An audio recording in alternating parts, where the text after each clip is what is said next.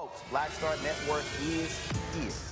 Hold no punches. I'm real revolutionary right now. Support this man, Black Media. He makes sure that our stories are told. Thank you for being the voice of Black America, Roland. Stay black. I love y'all. All momentum we have now, we have to keep this going. The video looks phenomenal. See, there's a difference between Black Star Network and Black-owned media and something like CNN. You can't be Black-owned media and be scared. It's time to be smart. Bring your eyeballs home. You dig?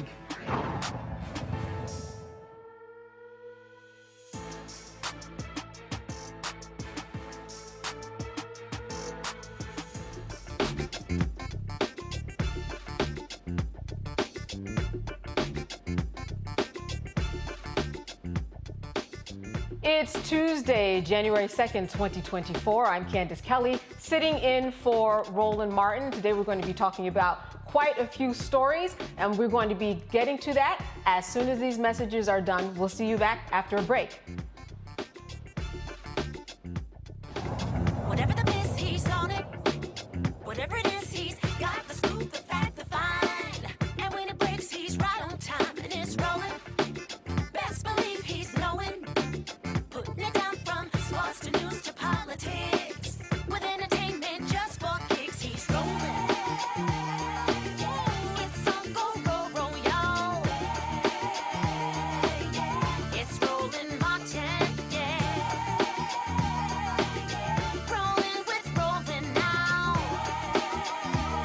He's funk, he's fresh, he's real, the best, you know he's Roland Martin.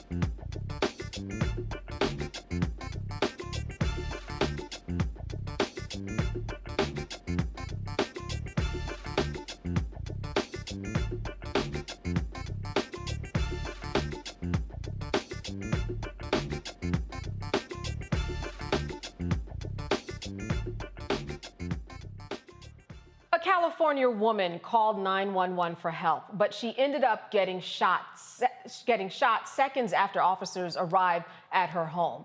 27-year-old Niani Finlayson called the police claiming that her boyfriend would not leave her alone. Now, in the call, you can hear her begging for help, telling the operator that her ex-boyfriend would not keep his hands off of her. When Los Angeles Sheriff's deputies arrived, they kicked in the door after they heard screams coming from inside the apartment. It was seconds after entering the home that a deputy fired 4 shots at Niani, who had a knife in her hand. All of this took place in front of her 9-year-old daughter. The body cam has been released. And just a warning that what you're about to hear and see is disturbing. What is your emergency? Yes, hello. I need the police here. This man, he won't get out of my house now. And I already told him to get out of my house 1,000 fucking times. Stop yelling. Stop yelling. So who is he to you? His name is... He will not leave me alone. Ma'am, my question is, who is he to you? Huh? My question is, who is he to you? Well, that's up. No. Hello? Off of me! Get your ass the fuck off of me, man! He touching me! Hello? Hello? Oh, damn. Yeah, I need the police here right now. No, because he won't get his hands off of me, and I already told him 1,000 times. Ma'am, get his fucking hands off me. Ma'am, walk away so I can talk to you.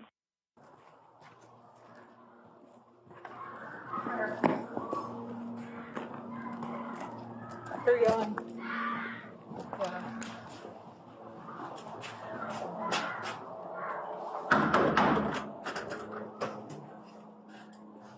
Can you see anything over there, something? They're in the back room if they're not answering. Let's put it. Yep.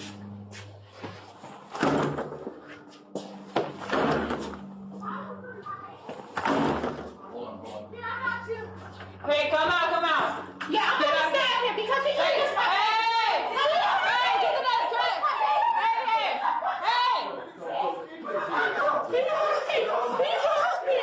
He pushed me.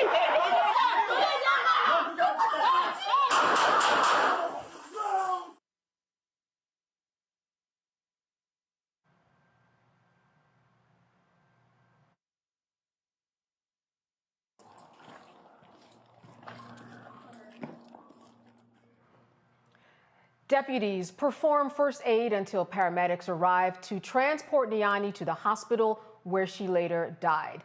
The ex-boyfriend was arrested for child abuse and assault on a police officer, but he was later released from custody pending further investigation. The officer will remain out of the field until the investigation is complete.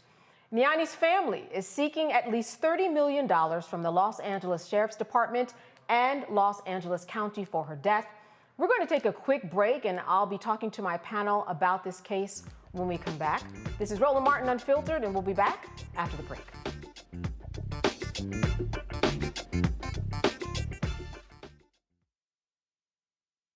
A new year for a new you. Curl Prep Natural Hair Solutions at curlprep.com is an amazing organic line for curls, locks, braids, twists, and even those wigs and extensions. Women, men, and children are loving this line. Look at this video and you be the judge. People line up to see this product in action at hair shows, and when they take a seat and try it, they don't believe it's their hair. Buy the products at curlprep.com. It works on all hair types. Use code ROLAND, that's ROLAND, lowercase letters, to get a 15% discount. Parents, remove the ouch. You will love this system because you can comb the product through your child's hair with your fingers. Seasoned saints are loving the product. It's all at curlprep.com. Use code ROLAND, lowercase letters, to get a 15% discount. You won't believe it's your hair.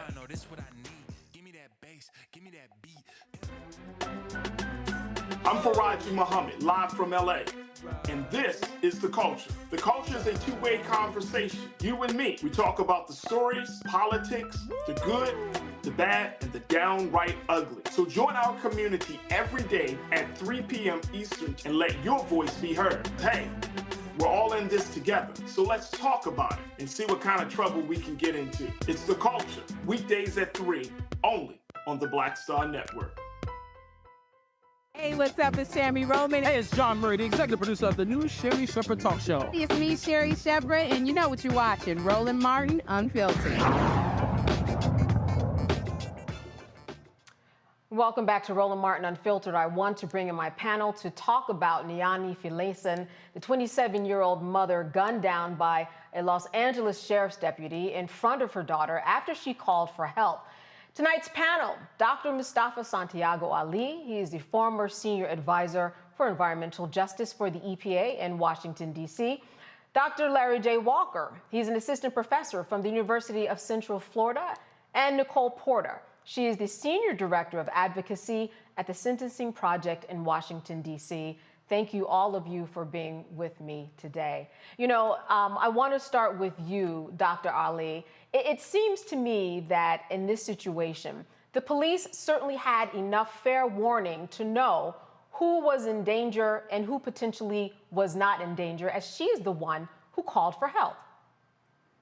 Exactly. You know, it's amazing that we continue to see these stories where police, either there seems to be some type of breakdown in communication between the people who are getting the 911 calls and then getting that information out, or police officers are just not doing their due diligence and making sure about the situation that they're about to walk into, and to make sure that they are not killing innocent people who are calling and asking for help. We've seen this time and time again. Now, once again, another sister's life has been taken because of either that breakdown in the system, and that by no means takes away the responsibility those officers had when they walked into that room They should have been making sure that the first thing that they're thinking about is not firing, but finding the individual whom was supposed to be assaulting this sister, and they didn't do that. So once again, our lives are being taken because of breakdown in the system, and also because, officers are not doing their due diligence before they enter into that situation. Nicole, I'm wondering what you immediately saw or what struck you from the video here. I know for me, it was the fact that she seemed as if she was not a threat at all. I'm sure that's what they will be saying, but we just don't know what went on. What was your takeaway from this video? Just that it's a part of a pattern that's been going on in this country for more than 400 years. He didn't seem like a threat, but the reality is that policing is a broken system, and there needs to be other options in dealing with domestic violence and helping to mediate conflict. People need other options other than calling the police. So from the beginning, with the call made, and it's unfortunate that the victim only relied on calling 911, who called the police, and that there's no other options in communities to support people going through domestic violence incidents, going through other conflict to help mediate against that conflict, because police come in with guns. I think they fear guns when they enter into incidents like that. It was an escalated incident. She was fearful for her life. She emoted that fear on the phone and in person. And police often express fear when they enter into those conversations and have been abdicated of their responsibility because Blackness is used as a pretext to justify police fear. It's unjust. That in and of itself is unfair, but that's a reality of us living in a white supremacist country that's predicated on racial caste. It's an extension of policies that have gone on for centuries in this country. And to fix that, we need to build infrastructure outside of policing so that people like the victim have other options. And thank you for making that point, because the infrastructure outside of the police system, I think, is what's key here. And de-escalation, Dr. Walker. In this situation, I know that there are various counties, cities across the country who have added different people onto their forces in order to deal with situations like this. And I think that is what was missing here. And I'm wondering if you agree. Yeah, I think that's a really important point. And listen, these videos, we've seen far too many times, as my colleague just highlighted. And you're right, some jurisdictions, usually because an incident like this occurred, have, utilized various other, services, individual social workers, et cetera, to kind of address some of these, to de-escalate some of these issues.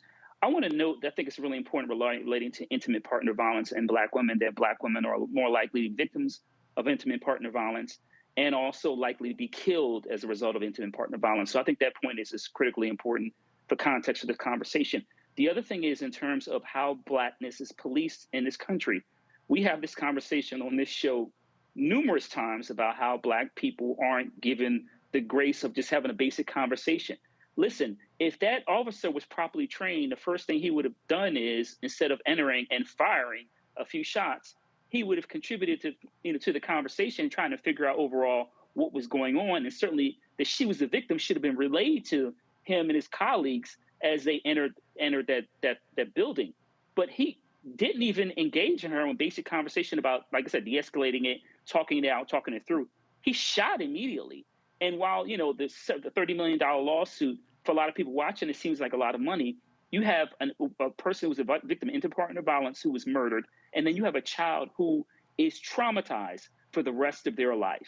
And this is just not an acceptable outcome, and my condolences to the family for the tragedy.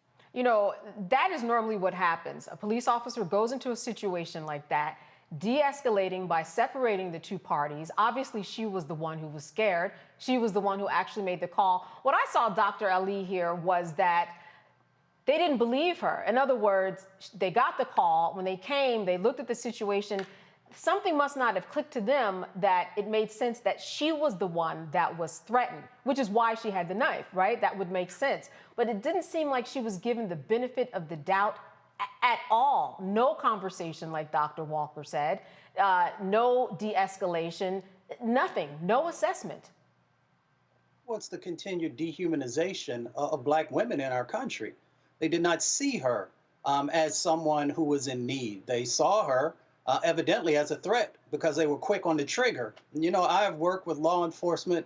I was in the enforcement division of a former agency that I worked at. So we all know what the protocols are in these situations, and they did not follow the proper protocols. If you have, other folks who are with the National Organization of Black Law Enforcement Executives or others who come on and would share, they would tell you, the first thing you're supposed to try and do is de-escalate a situation. If you know that there is a domestic violence situation that is happening, then you want to make sure that you're separating folks and that you have the opportunity to just kind of, bring the temperature down inside the room. To shoot that quickly and to have a child that was also there, that shot could have ricocheted and hit that child. There are so many different things that could have played out. So one, I know folks are going to evaluate, what happened in this situation. Hopefully, the police force there is also going to make sure that they're doing a better job, not just on training, because we always go back to training, and training is important. But you also I often ask folks to do, is to make sure that you're also evaluating the psychological analysis of the officers who are out there. And the reason I think that is important is because someone literally has people's lives in their hands each day when they go out.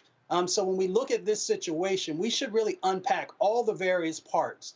Yes, that sister's life is taken. She can never get it back. Yes, her daughter saw her mother being killed by police, so she will probably never, ever trust law enforcement again. So there are a number of different pieces that have to be addressed to make sure that these types of things no longer happen. Dr. Lee, I wanted to stay with you for a moment because you mentioned certainly your experience with police officers. Where right in this video do you think specifically things went wrong? What struck you? Certainly we know the shooting, that was wrong. But at what point they came to the home, what should have happened? Well, they should have made sure that, one, they surveyed the room. The other thing they should have did right at the beginning is, they should have made sure that they got her out. But I understand her going back in because she wanted to make sure that her child was protected because, I'm not saying that it was going to happen, but, the person who evidently assaulted her could have, and who assaulted the child based upon what has been shared, could have also, he may have picked her up and used her as a hostage or those types of things. So the first thing that they should have done is to make sure that they're actually surveilling what's going on there in the room. And then as soon as they saw her, they should have said, ma'am, come here, and make sure that she comes out so that they could ask the question, is there anybody else in the room? Of course, she would have said who those individuals are. And then the next thing is to make sure that you get that child out of the way of harm also as soon as you go into that room. So the first thing should have not have been about taking that shot. It should have been making sure that that child is out of the room. The second part should have been also making sure that the mother was brought outside, and then you enter into and figure out if you have a hostile situation or not. Nicole, what do you think the takeaway is from all of this for women across the country, so millions who are in domestic violence situations, who count on the police in hopes that they will help them? I know that this video might in some way be an aberration when it comes to domestic violence, but it certainly is representative as to what could happen. What's the takeaway that you are getting from when you see a video like this? I mean, it's disheartening and frustrating, and it's an example of why people distrust the police, particularly those most policed, who are over-policed, those in Black and brown communities across this country. The takeaway is, particularly if you're suffering from domestic violence, is what other options are there for you? And it's frustrating to know that if you call the police, you are at risk of succumbing to police violence yourself. And that is literally what's at risk anytime somebody calls 911 or the police. It shouldn't be that way, but that's a reality of this country, given incidents like this one and other incidences that we've all been made aware of. I think that the defendant, the one who's now deceased, and her daughter, particularly her daughter, will have years, if not the rest of her life, to deal and recover from the trauma that she witnessed. And so many people experience trauma when coming in contact with law enforcement. So what are the options? What are the key takeaways? We need more solutions. We need ways to address conflict, particularly between domestic partners, people suffering from domestic violence, other kinds of interfamily violence, there needs to be other options out there other than relying on the police, because literally a call to law enforcement can result in a fatal outcome, if not just the traumatizing experience of arrest in and of itself. There's a lot of people who come in contact with law enforcement, they don't end up dead, but they end up traumatized for the rest of their life. And so there's a spectrum of what can happen to you when coming in contact with law enforcement. And that's why calling the police is often comes at risk. Dr. Walker, the family wants to file a $30 million lawsuit. In addition to this, we just have the fact that we have a young girl who is without a mother. And I'm wondering for you, what you think about this police officer not exactly being fired or suspended, but he is out of the field, is how it was put. And, out of the field, on desk duty, however they describe it. And listen, part of this is also the CBA collective bargaining agreement that, jurisdictions have in law enforcement. And we understand there is a due process. But I don't know if there's a clear case of an officer completely not following the guidelines that he's, training he's supposed to receive, and traumatizing the victim and her daughter twice. Obviously, the issue we talked about, the intimate partner violence, but the mother being killed, murdered, and then the daughter, as you said, alluded to, having to deal with this trauma for the rest of her life. There is no amount of money that can bring her mother back, or obviously she needs years of therapy. But there was no. How can you ever close that gap? To issues relating to law enforcement mistrust, issues relating to trusting authority figures. We could keep going on and on and on. But the bottom line is there are other issues, underlying issues relating to racial bias. And we know that Black folks, when you call law and when they have an interaction with law enforcement, regardless of the circumstances, Black people are far more likely to be killed than whites. All right. Well, it will certainly be interesting to see what this police officer's defense is in this situation. Roland Martin Unfiltered will be right back after this break. You're watching the Black Star Network. Grow your business or career with Grow with Google's wide range of online courses, digital training, and tools. Gain in-demand job skills with flexible online training programs designed to put you on the fast track to jobs in high-growth fields. No experience is necessary. Learn at your own pace. Complete the online certificate program on your own terms. Stand out to employers, get on a path to in-demand jobs, and connect with top employers who are currently hiring. Take one professional career certificate program or all 6. Earn a Google Career Certificate to prepare for a job in a high-growth field like data analytics, project management, UX design, cybersecurity, and more. All professional career certificate programs must be completed by December 31st, 2024. Scan the QR code to complete the application. There are 1,000 scholarships available. Grow with Google and J. Hood and Associates. Be job ready and qualify for in-demand jobs. On a Next, A Balanced Life with me, Dr. Jackie. People can't live with them, can't live without them. Our relationships often have more ups and downs than a boardwalk roller coaster, but it doesn't have to be that way. Trust your gut. Whenever your gut is like, this isn't healthy, this isn't right, I don't like the way that I'm being treated. This goes for males and females. Trust your gut, and then whenever that gut feeling comes, have a conversation. Knowing how to grow or when to go. A step-by-step guide on a Next, A Balanced Life on Black Star Network.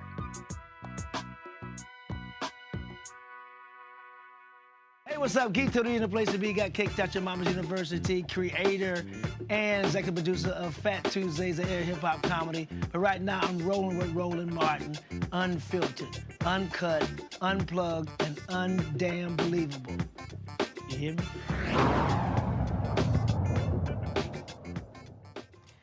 Embattled Harvard University President Claudine Gay resigned from her position as leader of the prestigious Ivy League school today, following weeks of campus turmoil that included plagiarism accusations and backlash over her anti-Semitism testimony. Gay penned her resignation in a letter to the Harvard community. The Crimson reported that her decision to step down marks the end of the shortest presidency in the university history. And she wrote, "It is with a heavy heart, but a deep love for Harvard, that I write to share that I will be stepping down as president. This is not a decision that I came to easily. It indeed has been difficult beyond words because I've looked forward to working with so many of you to advance the commitment to academic excellence that has propelled this great university across centuries. But after consultation with members of the corporation, it has become clear that it is in the best interest of Harvard for me to resign so that our community can navigate this moment of extraordinary challenge with a focus on the institution rather than the individual. Gay's decision to resign comes amid congressional investigation into plagiarism allegations that have been made against her. In a letter sent to Harvard University, the Republican-led Education and Workforce Committee confirmed that it's looking into Gay's record over 24 years. Well, Nicole, I'm going to start with you. We're the Black women on this panel, and I think that it has been an interesting journey that from the day that she testified, and even before that, all eyes have been on her for a number of reasons. And for me, I just see it finally catching up with her on some other things that may have been there's been an underpinning there that's now just coming into fruition with this particular moment. Yeah, I mean, this is extremely unfortunate. I know that she had a great deal of support from professors and other academics, practitioners at Harvard. And yet, in spite of all of that, the status quo won.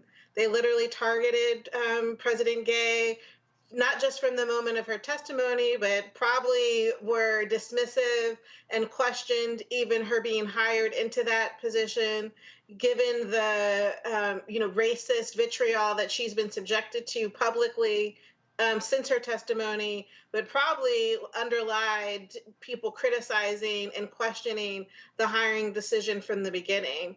It's incredibly unfortunate. I think, in the chatter that I've experienced today on social media and amongst colleagues, often people in my position are outreached to for recommendations for people to apply, to recommend names for positions like these. And now it's going to, I think, offer a chilling effect on Black professionals, Black practitioners in all fields who would recommend friends, recommend colleagues for positions like this who may be subjected to literally the status quo coming in and trying to undermine authority in addition to just delegitimizing these hires. So it's quite unfortunate. It's a stain on Harvard. It's a stain on academia, and it's a stain on the ability of Black professionals to ascend to the highest levels, given what we may experience, given what we may have to deal with in terms of being undermined publicly and also probably behind closed doors as well. Right. And Nicole, I actually want to stay with you because often what happens, and you touched upon it a little bit, is that once a Black person is in this position and then they're removed, well, the precedent becomes kind of sticky there in terms of, well, do we hire another one? And that's generally how it's looked at when we are dealing with African Americans in these high positions such as this one. Such a challenge, right? I mean, she was the first Black woman president elected or hired to lead Harvard. There's such celebration when the announcement was made. And I mean, this is just such an unfortunate turn of events. And I think doesn't surprise many people who've seen this in other fields, seen this in lower profile organizations. And it's just a reminder of what people can experience if they do choose to take on positions like this, if they do choose to break those glass ceilings, break down those barriers. I mean, many people have succeeded, but it also comes with risk. I don't even want to think too much about the emotional turmoil that Professor Gay has probably experienced over the last many weeks. And I just hope that she's taking care of herself. I hope that her support network is embracing her and helping to take care of her, because I'm quite sure that it has been quite a journey for her. And it's unfortunate to see her resignation today. I know that she had a great deal of support, and she'll continue to need that support depending on where she goes next. Yes, absolutely. And speaking of support, Dr. Walker, Harvard Corporation, I mean, unanimously, they supported her. But at this point, when we look at those who did testify in front of Congress, what was it, Michigan and UPenn,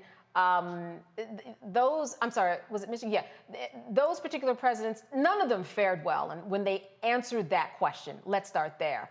But I did have a feeling that people were going to begin really looking into her, and they have, and now it's reached all the way up to Congress. Yeah, so I had some thoughts on this as someone who's black in higher education at a large, predominantly white institution. So let me start that, first of all, that as a former congressional staffer whose boss was a ranking member on the Education Committee, the idea the Education Committee would ever look into something like this is unprecedented. And I know we don't like to use that word, but it would never happen if this was someone who wasn't a black woman. Let's be clear about it, at Harvard University.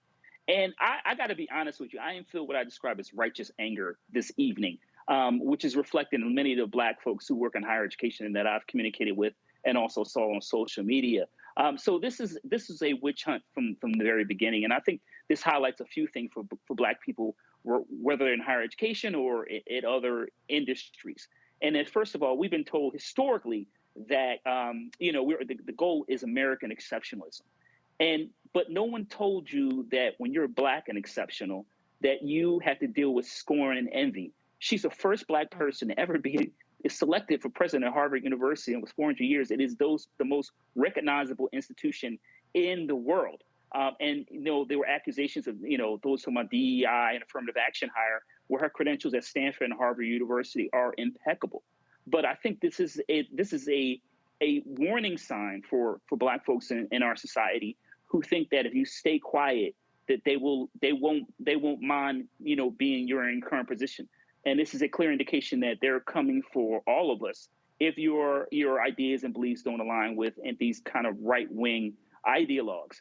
The other thing I want to highlight is that, in my opinion, as an academic and also as a black man, is that this idea of the United States and this idea of truth, in my opinion, that the truth that we're usually associated with, what's important, is dead in America. Let me and I'll tell you why.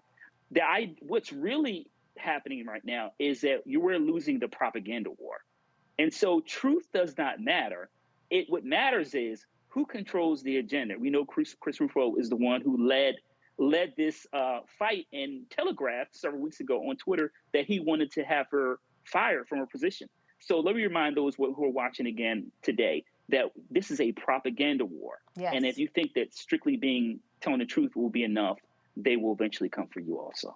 Yes, because the activists, if you will, that really brought this to the attention of everybody, as you said, they weren't higher up politicians. They were lower level people who got on Twitter and made a big deal about this. But I do want to ask you this, Dr. Walker. When you look back at her testimony, could she have done better? Yeah, I think that having an issue with and so look, academics are very particular about and being very careful about language, particularly when you're in that. And I've prepped witnesses before for these congressional hearings. So I think the mistake that Dr. Gay and the other individuals may have made, if you want to offer as a critique, is that they were doing their job as academics, leaders of post-secondary institutions. But once again, that hearing was a propaganda, was part of an overall propaganda to put out on various platforms to highlight why these institutions aren't welcoming or et cetera. So while they went in and they were properly prepared, what I don't think they understood is that the members of Congress were looking for sound bites. And so once again, this continues this idea when I talk about the difference between propaganda and truth. So I think if they were prepared and taught that when you give responses, be very clear and don't give these long-winded responses, because what happens is that's able to be chopped up and used later on, which it was, used against them on various platforms. And I think that the way they were prepared didn't have them understand that this is really about sound bites and not really about what's happening at post-secondary institutions. Dr. Ali, tell me why, or yes or no, did you see this coming? Yes. All right, and why? Well, because she's a high-profile African-American woman in one of the most prestigious institutions, as Dr. Walker just laid out, in our country. They also saw her as a sacrificial lamb. You know, we have a double standard that exists inside of our country, especially in relationship to Black women. I mean, she had done everything right to move up the ladder to be able to lead this institution. And you know, I've also worked on Capitol Hill. I worked for John Conyers when he was chairman of the Judiciary Committee, so I know how these things are going to play out.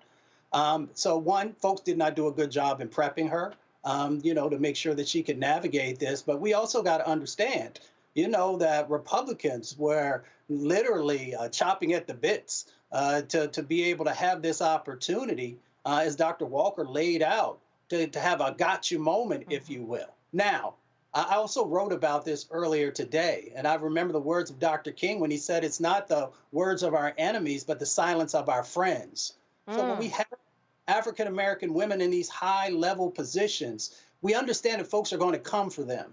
So I also put some responsibility on our community. And when I say our community, I'm saying everyone who says that they stand for making sure that Black women are given every opportunity possible to also understand that there are folks who are going to come for us. So what are you going to do? What's the strategic plan when folks come for us to make sure that we are surrounding them, not only with love, but also with making sure that we're going to let you know that you come for our community, then we're going to make sure that we fight you tooth and nail to make sure that you don't achieve the goals that you want to, especially if they haven't done anything to the level of you trying to take away all that hard work that they did year after year after year.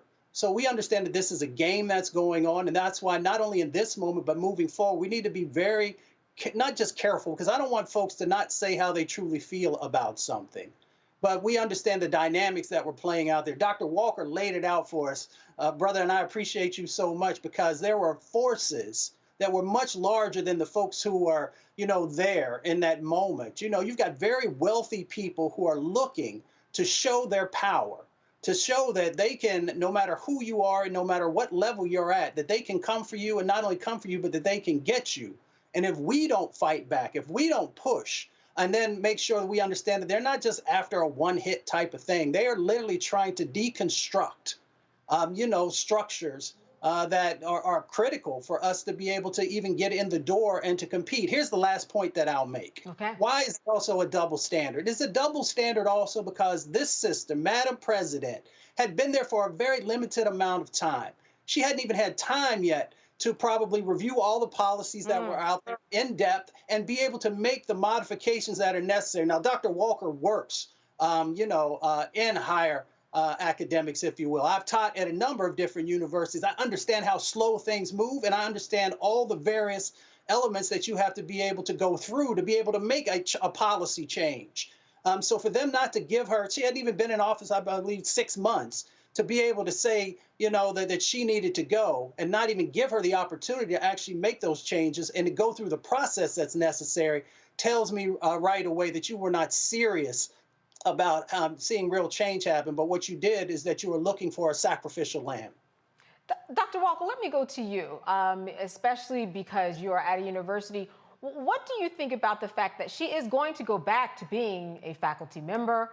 And I guess just her existence from this point on, it cannot be an easy path to go from being the shortest serving president in the history of Harvard University to being a member of the faculty. Yeah, it's going to be very difficult, and I hope her support system is there. And this is a very difficult transition. Listen, higher education happens frequently. Someone's a senior administrator, even a president of the university, a dean, a provost, department chair, et cetera, who's already tenured, who that appointment is no longer available, and they go back to teaching. It happens frequently, but this got international press. And this has consistently been in the news the last couple of years. And once again, we are talking about Harvard University. And so having the shortest tenure of any president at Harvard University in its history, and you being the only first Black person appointed to that position, it's going to be extremely difficult for her to deal with. And so, like I said, I've seen it in other, not only my current institution, but other institutions. But the last point I want to make is we talk about plagiarism and standards. I want those to take note that those individuals who are really concerned about these alleged plagiarism allegations are the same ones who believe that January 6 people who were involved in insurrection should not be held accountable for their actions. So the double standard in America is very clear and stark.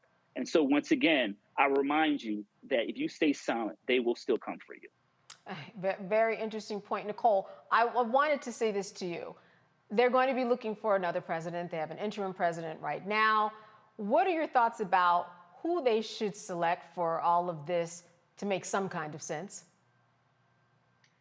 Yeah, I mean, I'm sure that they will go through the process of a hire. I'm sure that they'll include Black and Brown and other BIPOC candidates amongst their search. I would question even putting my hat in the ring, particularly if I were a Black woman or other candidates of color, given what President Gay has gone through and given the lack of institutional support, in spite of the rhetoric coming out of Harvard, in spite of the number of faculty and students who signed letters of support for President Gay, and yet and still that support wasn't able to outweigh the vitriol she experienced from so many others who were pressuring her resignation and her firing. So it's going to be an interesting process to see what Harvard goes through. People are going to be very challenged to follow in President Gay's footsteps and to face the scrutiny of forces that came for her. And, I think at the end of the day that it was a trap that she was set up for and succumbed to. And I think anyone else, particularly if they're outside of the status quo, if they're outside of what white elites view as appropriate candidates for that position, are going to be at risk of being targeted, of being overly scrutinized, and being vulnerable to that level of vitriol that President Gay experienced. Dr. Ali, what you said earlier in terms of the propaganda machine being at work, some people would describe the plagiarism as very sloppy attribution. As we talked about, she had the support of staff, she had the support of faculty and students. She had the highest level of support from the corporation at Harvard University. So when we look at this, it seems to me that the politics and that punting back and forth, it is a serious game and it's not going away. No, it's not going away. It's going to continue to escalate until we start to put checks and balances, in relationship to that type of stuff. By no means should we not do background checks when you're hiring someone. But for anybody who's ever been in higher education, whether as a student, grad student, a doctoral student, a professor, let me say it this way.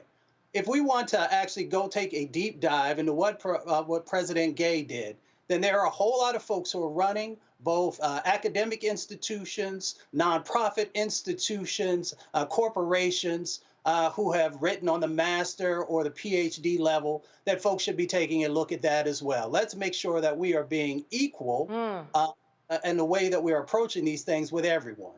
Yeah, I think there's going to be more to come on this, especially now that she's no longer president. It'll be interesting to see what she says when she is interviewed in terms of what was going on behind the scenes when all of this unfolded. All right, Roland Martin Unfiltered. We'll be right back right here on the Black Star Network. Stay with us.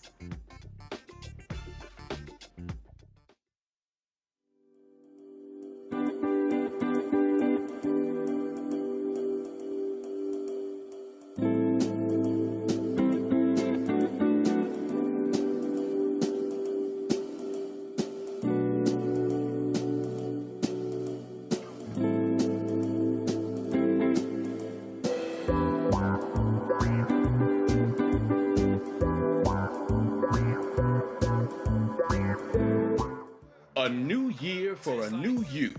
Curl Prep Natural Hair Solutions at curlprep.com is an amazing organic line for curls, locks, braids, twists, and even those wigs and extensions.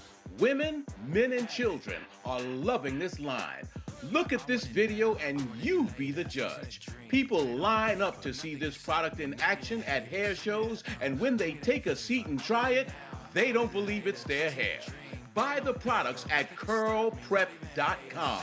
It works on all hair types. Use code ROLAND, that's ROLAND, lowercase letters, to get a 15% discount.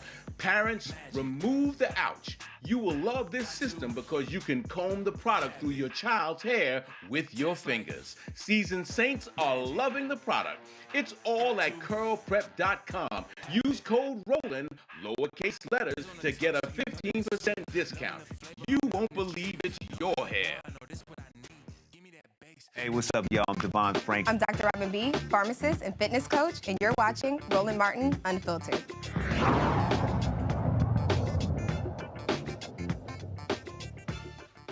Nearly Nearly 10 million workers will see boosts in their paychecks this year.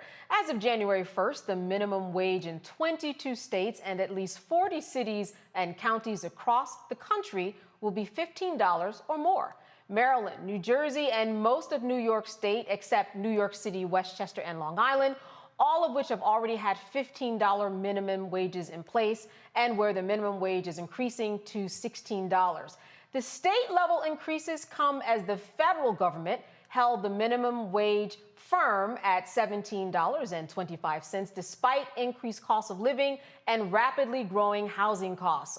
Over the years, Congress has debated about increasing the minimum wage to $15 per hour, all to no avail. Some lawmakers are pushing for the minimum wage to be increased to $17 by 2028.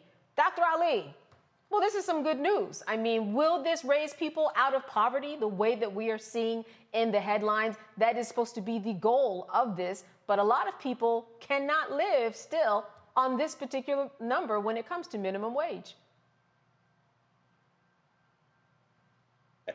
We know that about 6.9 million people, if we made sure we had a $15 minimum wage, would be lifted out of poverty, 2.9% lower sets of folks that would actually be in poverty. But we also got to understand that $15 in New York is not the same thing as $15 in Jackson, Mississippi. So we got to, make sure that we're understanding the sets of dynamics that individuals are dealing with. When you go into the grocery store now, milk's $5, $6 a gallon, bread $4. And, we can go down the laundry list of things where families are trying to figure out how to keep the lights on and how to put food on the table. So this is a step in the right direction, but it has to be the floor. And we've got to continue to understand that there are greater sets of needs. We also got to understand the dynamics of why some folks have voted against this, because they understand that if people have closer to actually having some disposable income, that some of that, there's a bit of freedom that comes with that. You got folks who are trying to make decisions sometimes of being able to vote in some of our most restrictive states or go to work. So they can't take a day off from work because of the limited amount of money that they're making. So we just need to understand the fullness of why people had the fight for 15 and understand that it is much bigger than just the $15. It is about actually allowing people to have an opportunity to live and to breathe and to get that foot off their chest. Mm-hmm. And it is all about the freedoms, Nicole, when we talk about an increase of $1 or $2. From what you hear from people in your circles and just from having your feet on the ground, does this type of an increase make a difference for those people who who are in most dire need? It certainly can for many. It is certainly a move in the right direction. And yet for many in high-income neighborhoods, it's going to still be a challenge because the cost of living is even higher, and raising the minimum wage to those levels won't meet those needs. But it is important. These are important campaigns to fight for. These are important gains to experience and achieve, particularly for folks who've been dealing with low incomes. And so it's going to help, but it doesn't go far enough, particularly in cities like New York, cities like DC, where the cost of living is so high. This is a country that there's such inequity, and it varies from neighborhood, it varies from zip code to zip code. So there's a great deal of work that needs to happen, not just increasing level of income, but also guaranteeing work, guaranteeing income, and then also supporting quality housing where people can live and thrive. So there's a great deal of work needed to be done to redistribute resources to make sure that everybody can benefit from the American dream, but certainly increasing the minimum wage is a step in that direction. Dr. Walker, a lot of people are doing the math. Like Dr. Ali said, that extra money goes a lot longer in Mississippi than it does in New York. When we talk about blacks, reverse migration back down to Atlanta and Mississippi, I would imagine that there's some people who are putting pen to paper tonight for this all to make sense. Yeah, absolutely. And listen, this minimum wage increases are really important, particularly considering how high the cost, as my colleagues highlighted, in terms of purchasing food. But I think a couple things. These states need to go even further. And I know states like Maryland are quite progressive, as someone who formerly lived in the state, is also in terms of we need to connect that with also childcare. So increase the minimum wage, increase support as it relates to childcare, and also as it relates to issues relating to healthcare costs and also housing. We need to really make sure all these issues are connected in terms of addressing them. Particularly, like I said, someone like myself who lived in D.C. and lived in Maryland, Montgomery and Prince George's County, in terms of those costs of living and living in some of those areas. But as we talk about, states like Mississippi, which just reelected Governor Reeves, who's not someone who's in support of things like the minimum wage. Some of our states that, are poor states, Mississippi, Alabama, Louisiana, had large pockets of poverty, urban rural poverty. We need to make sure that those individuals, leaders in those states, increase their minimum wage to make sure that those states no longer fall at that bottom quarter of all those, those things are important, right? Education, Black infant mortality rate, all those other issues, cancer, et cetera, all those other indicators that, impact in terms of how long you live. Dr. Ali, I want to wrap with you. When we talk about increasing the minimum wage, we're talking about an overall shift in the economy. Can you explain to our viewers how this can impact just the economy as a whole, and it might trickle down to a lot of people even if this minimum wage doesn't affect them? Yeah, well, what it does is it helps to stimulate the economy. Economists have talked about this, time and time again, that if you give folks the ability to have more disposable income, and I hate actually framing it that way because it's not like folks are getting rich off of $15 an hour, but it does help to have more dollars that are going into, if you're somebody who supports Black business, you have the resources to be able to do that, or in the larger economy, it helps to continue to stimulate that economy. So it plays a critical role. Here's the other thing that's really, it's amazing. You got folks on Capitol Hill who are against this, who make around $80,000 a year, who are upset that someone might make $32,000 to $35,000 a year. That's another reason why we need to vote. Absolutely. That is another reason why we need to vote and move the needle. Minimum wage certainly makes a difference to millions of people. All right. You are watching Roland Martin Unfiltered on the Black Star Network. We'll be right back.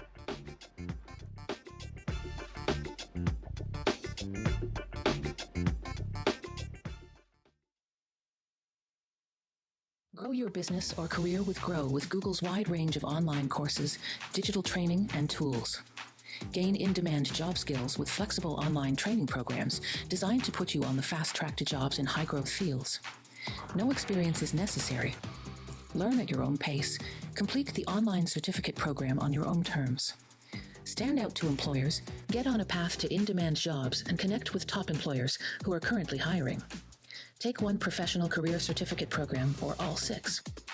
Earn a Google Career Certificate to prepare for a job in a high-growth field like data analytics, project management, UX design, cybersecurity, and more. All professional career certificate programs must be completed by December 31st, 2024. Scan the QR code to complete the application. There are 1,000 scholarships available. Grow with Google and J. Hood and Associates. Be job ready and qualify for in-demand jobs. Next on the Black Table with me, Greg Carr, the enigma of Supreme Court Justice Clarence Thomas. What really makes him tick, and what forces shaped his view of the world, the country, and Black America? The answer, I'm pretty sure, will shock you. And he says, people think that I'm anachronistic. I am. I want to go backwards in time in order to move us forward into the future. He's very upfront about this. We'll talk to Corey Robin, the man who wrote the book that reveals it all. That's next on the Black Table, only on the Black Star Network. Hello, we're the Critter Fixers. I'm Dr. Bernard Hodges. And I'm Dr. Terrence Ferguson. And you're tuned in to Roland Martin Unfiltered.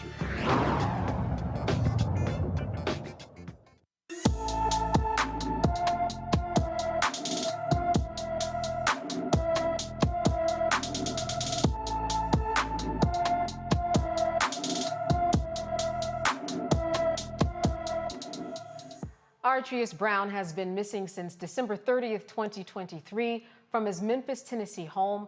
The 15-year-old is 5 feet 8 inches tall and weighs 150 pounds and has black hair and brown eyes. Artrius Brown was last seen wearing a black shirt and black pants. Anyone with information about Artrius Brown is urged to call the Memphis, Tennessee Missing Persons Bureau at 901-636-4443. All right, moving on. A federal appeals court temporarily delays Mississippi officials' from creating a state-run court in part of the majority Black capital city of Jackson, which was supposed to start on Monday. The ruling came just before U.S. District Judge Henry Wingate dismissed requests to block the Capitol Complex Improvement District Court in a ruling filed late Sunday. The U.S. Fifth Circuit Court of Appeals granted a temporary administrative stay, blocking the court's creation until at least January 5th. The Capitol Complex Improvement District Court will have the same power as municipal courts, which handles misdemeanor cases, traffic violations, and initial appearances for some criminal charges. People convicted in most municipal court face time in a local jail. Those convicted in the new court will be held in a state prison near people convicted of more serious felony crimes. Dr. Ali, I wanted to start with you because here's a situation where the people do not have the power in terms of selecting those people in charge in the court system. When you know how important it is to have the right people in power, whether it's the DA, the prosecutor, to make things work for you, especially if you are a person of color. Mississippi and other cities, you'll find that people's vote is equated with being able to have the individuals that you want, whether they're your judges or a number of the other positions that are a part of the judicial process. So then you have to ask the question, well, why not in Jackson? Why is it that in Jackson you feel that you have the right to then put a different system in place to be able to choose? You'll have someone there from the state government, from the governor's folks, who will be choosing the individuals who will sit, like you said, there on the courts. And what's the difference between there and some of the other locations? Well, of course, it's because Jackson has one of the largest Black populations that are there. So we have to understand the game that is being played in Mississippi, but you also have to understand that this is a game that has been going on in Mississippi for, a couple hundred years. And that's why when you have a state that has the highest level of Black folks who are able to vote, why they have all the restrictions that they have in place. So this is just another one of those restrictions that is tied to a long set of systemic sets of actions and racism that's been going on in Mississippi for quite a while. Nicole, make this make sense to me and the viewers as to why this would take place. It's halted for now because a lot of eyes are on it, but how does this make sense, especially for someplace like Jackson? I mean, it is part of a long game around the status quo trying to overtake Black-led communities. I mean, not only does Jackson have one of the largest Black communities, one of the largest Black populations, but there's been intentional work since the 70s of Black folks moving to Jackson, working to assume political power in the locality, as part of a utopia, if you will, around Black governance, around Black leadership. So in the heart of Mississippi. So Mississippi white elites taking over Jackson is part of their effort to counter that, to recounter the Black power movement in Jackson, amongst the Black residents of the state. And it's not just present in Mississippi, but what they try in Mississippi might come to another state, might come to my home state of Texas, might come to other states throughout the South, if not other localities and jurisdictions around the country. I mean, there's also experiences around this in states like Michigan. If you look at Flint, if you look at the interest of state lawmakers to overtake localities, particularly Black-run localities in the Midwest. So it's not just about Mississippi. These examples, these incidents might be trial runs, might be examples of white governance trying to overtake Black-led communities around the country. And I will agree with you on one point, all your points, but mainly the point that, Texas would be in line for something like this. Dr. Walker, what do you think is the setup that we're looking at here? Because this seems to be like a setup for something else, precedent for other states, maybe like Nicole said, but in your estimation, how are you seeing it? Yeah, you see states like Florida's ground zero for a lot of these changes you see in other jurisdictions, Texas, et cetera. And so what Mississippi has done is created a template that will be adopted, whether it's Texas or, other large or, mid-sized states throughout the United States. But I want us to pull back a little bit about what's really going on here and we can go back actually a few decades. This is an attack on Black political power. More importantly, in my opinion, this is a direct result of the Great Society programs in the 1960s, particularly the Voting Rights Act. And once again, this is connected to diminishing Black political power in one of the blackest states in the country. And so, and particularly like Jackson, which is a predominantly Black city. This is attack. Governor Reeves, we just talked about him a few minutes ago, instead of addressing issues relating to clean water, or once again, as I mentioned earlier, the Black infant mortality rate, or the rate in which Black women die from pregnancy, or addresses issues relating to supporting the education system, this is what they come up with. And once again, if you pull it back, this is another way to attack Black political power in the United States. Dr. Ali, this is something that certainly people are going to be fighting for. How do you suggest people fight something like this? Because it might be coming to a city near them. This really is just the beginning. It's just been halted for now, but this is something that states are working on.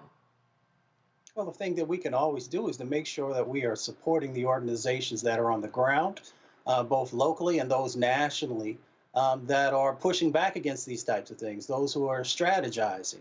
This is incredibly important also when you look at what's going on right there in Jackson, and understanding the dynamics in Mississippi with the felony disenfranchisement set of actions that they've had. This is also tied to limiting the amount of folks who can vote. So we need to make sure that there is a fair judicial system. And we do that by, one, supporting the groups that are on the ground, two, making sure that we are actually going out and voting, understanding the difficulties that exist in that space so that we have the right folks who are in place, not just on the local and the county level, but also on the state and the federal level. And then also making sure that we continue to talk about it, highlight it, and write about it. I wish more folks would pick up their cell phone and make a video when they see these sorts of injustices and share how you feel. I never tell anybody how they should feel, but share with folks what you're thinking about this. So we have so much more power than sometimes we actually utilize. And Nicole, this certainly doesn't translate very well for someone who has committed some type of a misdemeanor, and then they're alongside people who have felony charges. How will this change if this does go through and other states do follow in this particular, in these footsteps? How will this change the system in terms of how you're regarded and how crimes are regarded? Well, I mean, it expands the court system to have authority over people's real lives. And if they choose to disappear people for even minor offenses to state prison, then it expands the prison system in the state of Mississippi, which is already under scrutiny because of its constitutional violations of the Eighth Amendment. I mean, Mississippi's prison system is one of the most outrageous in the country, has one of the highest incarceration rates, not just in the United States, but in the world. And yet here, if this court is allowed to be established, it would expand the ability to send and disappear people to prison for even minor offenses. So that is definitely a step in the wrong direction. It is an attack on Black political power and Black agency, Black thriving, not just in Jackson, but in Mississippi. And it also suggests it could be a template for other Southern states, but also across the country. So there is no need to expand the level of courts to disappear people to prison, given the highest rate of incarceration that the United States currently has. In fact, we need to be moving in the opposite direction to help readjust, recalibrate what can send people to prison many times for too long sentences, and really take prison off the table for a range of experiences that people get sent to prison and jail for in the United States that they just don't simply get sent to prison and jail for in other parts of the world. Yeah, and Dr. Walker, I think one of the things that's interesting here is that you have people who they said they would be serving alongside those who committed more serious felonies, even though their crimes might have been a misdemeanor. Seems like a setup for those people who might be in a situation. I'm not sure how it will play out, but it could play out where your record looks a little differently when you go out into the world if you go through this particular system and how your record is reflected in the world. Yeah, that's certainly true. I think the other issue to keep in mind is considering some of the challenges and conditions not only in Mississippi but other states, is how some of these individuals for these minor offenses who brought in contact with individuals with more serious offenses could be victimized. That's not discussed enough in terms of the criminal justice system in terms of how individuals are victimized, and then they come out and they victimize other individuals because they've been traumatized.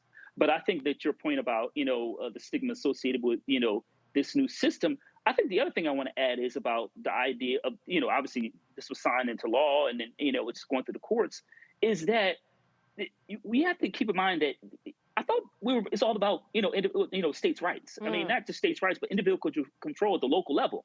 So if it's about control at the local level, then you wouldn't need this new court system.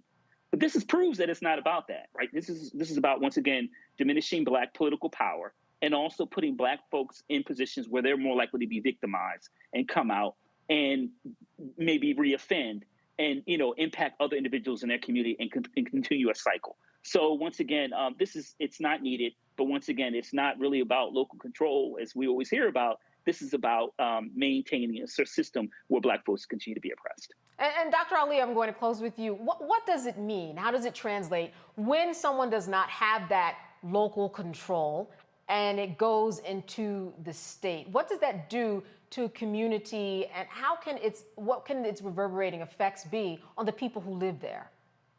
Oh, as soon as you start losing power, it often grows and metastasizes. It strips hope away from folks who live there, that they no longer have autonomy over the decision making that's going on. It tells somebody, does my vote really matter if someone can just come in and do these types of things? You also see resources moving to those who have power and supporting the things that they say are important. So we've seen it, as was raised earlier. You saw it in Flint, Michigan. You saw it in Washington, D.C. when Congress took over the city at one time. There are a number of locations across our country where we've seen that when you start to take away Black power, that it also follows that resources are going to begin to wane also, even when there's very few in many instances already there. All right, let's go on to some other news that has to do with migrants being dropped off. Hundreds of migrants were dropped off in New Jersey over the weekend to evade New York restrictions aimed at curbing the surge of arrivals in the state. Officials in New Jersey say that at least 13 buses from Texas and Louisiana have arrived in the state since Saturday, ferrying about 450 migrants. This comes just 1 week after New York City Mayor Eric Adams issued an order requiring charter bus companies carrying migrants to provide manifests of their passengers to New York officials at least 32 hours before their arrival. New York City officials say they have received over 14,700 new arrivals within the last month.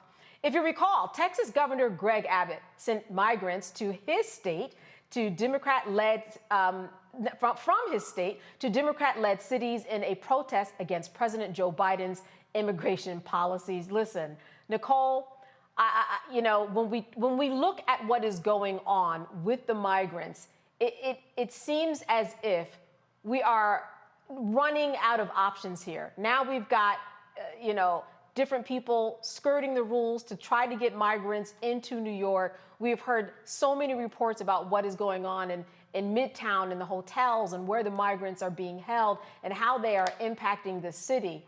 What do you make of this kind of circumvention of the law that happened in New Jersey? This is an issue just full of hypocrisy and contradictions, like many of the other issues that we've already touched on today. The reality is, in red states, like my home state of Texas, I already mentioned that once today, this is an ongoing issue because people in that state benefit from the migrant crisis. They benefit from people crossing the border, seeking employment, and willing to take lower wages. Texas is a state that has not raised its minimum wage, bringing it back to an issue we touched on earlier today. And yet many of these folks are bused to states that have higher wages, that have higher minimum wages, but also have higher cost of living, and also have more robust social services. There are reasons why New York is required to house people who meet certain conditions. And so those services attract people who are in need of services, particularly border crossers. The same can be said of other blue states with better services, better social service infrastructure, as a counter to states like Florida and Texas and Arizona, who have not built out their social service infrastructure to welcome border crossers and to also embrace residents of those states who suffer from low incomes and who suffer from other economic insecurity. So this is a morass of issues that needs to be dealt with nationally. The Biden administration does need to lead from a federal level, does need to influence the leadership within states like Texas, Florida, other states that are busing these border crossers to blue states like New Jersey and up north. It needs to really get a hold of the issue because people are suffering who are crossing the border. They're living in tent cities and makeshift communities. They're seeking resources. And this country needs to deal with an effort. They need to handle this, starting with leadership from the Biden administration and working with the leaders of states, not just New Jersey, but also Texas and other border states to address this. Dr. Walker, the Biden administration, we're talking about 1 month, 14,700 migrants. What could a plan be that could possibly deal with these migrants? Yeah, so this is a difficult situation. You know, you heard Mayor Adams in New York City and some other new mayor in Chicago highlight what a strain on this is having on resources. But this is about, really hypocrisy. Governor Abbott is using these people as pawns and cares little for their long-term benefit. We have a broken immigration system. And listen, as a former congressional staff, this is a bipartisan issue. The problem is particularly Republicans, is that they're not really any policies that they want to implement. They want to make sure that the individuals who want to come to this country don't look like the current demographics in states like Texas and Florida. Let's keep it. Let's be clear about what this is about. And so, if you really are interested in comprehensive immigration reform, now look, we may before the break, we heard that the Biden administration may be willing to give up on certain policies in terms of addressing the challenges at the border. But this is not really about, making sure these individuals have an opportunity to go for a judge and have the right to become U.S. citizens. I want to also add, when it comes to our agricultural industry, that the majority of those individuals often are migrants. And so if you like having a variety of products at the supermarket and things that you have on your dinner table that we like, that we think are fresh, I will remind you that this country cannot operate economically without those individuals, these migrants that Governor Abbott is treating like pawns in a political game. Dr. Ali, would you echo that point, that when we look at this, I mean, you have the migrants, but they are part of the economy now, so we really have to find a balance that makes sense, or people will really be shifted when they make a decision that they think is right, then all of a sudden it really does affect them. Yeah, this is a political game. Dr. Walker laid it out once again. Over the last 30 plus years, we haven't had serious discussions and sets of actions around making sure that we really have, the law that's in place that's necessary. So until folks get serious, because people get mad at the migrants, right? And they focus on that instead of focusing on the lack of action on Capitol Hill. If Governor DeSantis and Governor Abbott were serious about making sure that there was real reform, then they would be talking to the folks who come from their respective states and saying, hey, we've got to make sure that there's real reform that's here. And there's reform that's actually equitable.